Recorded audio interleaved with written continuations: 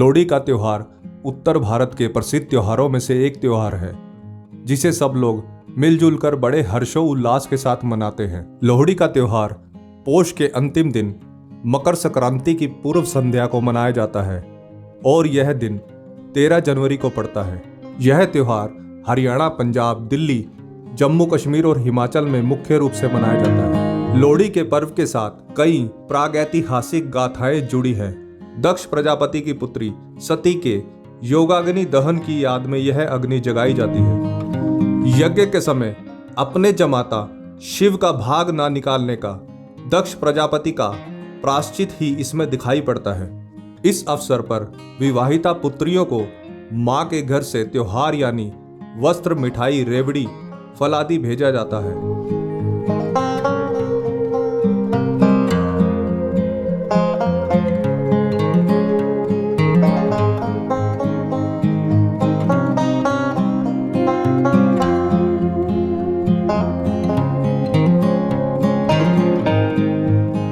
लोहड़ी का त्योहार एक हिंदू राजपूत दुल्ला भट्टी की एक कहानी के साथ भी जोड़ा जाता है। यही नाम लोहड़ी पर गाए जाने वाले गीतों में भी होता है। दुल्ला भट्टी अकबर के शासनकाल में पंजाब में रहता था। यह एक विद्रोही था जो लूटपाट से लाया हुआ सामान गरीबों में बांट दिया करता था। दुल्ला भट्टी पंजाबियों का नायक था। एक ब्राह्मण की 2 सुंदर और सुशील बेटियां थीं। उनके नाम सुंदरी और मुंदरी थे। उन दोनों की सगाई हो चुकी थी, किंतु धन की कमी के कारण विवाह में देरी हो रही थी। उस मुगल शासन काल में लड़कियों को बलपूर्वक अमीर लोगों को बेच दिया जाता था। सुंदरी और मुंदरी बहुत ही सुंदर थी, तो उन दुष्टों की नजर उन दोनों लड़कियों पर पड़ी। वो उन्हें भी बलपूर्वक बेचना चाहते थे। जैसे ही ब्राह्मण को उनकी इस मंशा के बारे में पता चला, वो तुरंत दुल्ला भट्टी के पास मदद के लिए गए। दुल्ला भट्टी ने एक योजना के तहत उन लड़कियों की ना सिर्फ उसी दिन शादी करवाई, बल्कि सारी व्यवस्था भी खुद ही की। ऐसा माना जाता है कि दुल्ला भट्टी के इस अच्छे कार्य के कारण उसे याद किया जाता है और लोहड़ी का पर्व मनाया जाता है। इस दिन सर्दी अपने चरम सीमा पर होती है। यह खास तौर पर पंजाबियों का त्योहार माना जाता है।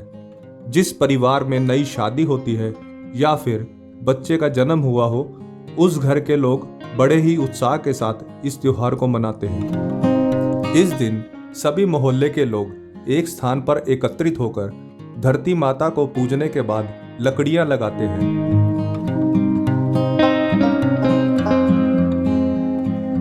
फिर उन्हें रीति रिवाज के साथ दाग लगाया जाता है और मूंगफली, रेवड़ी और भुनी हुई मकई को आस्था के साथ अग्नि को समर्पित करते हैं।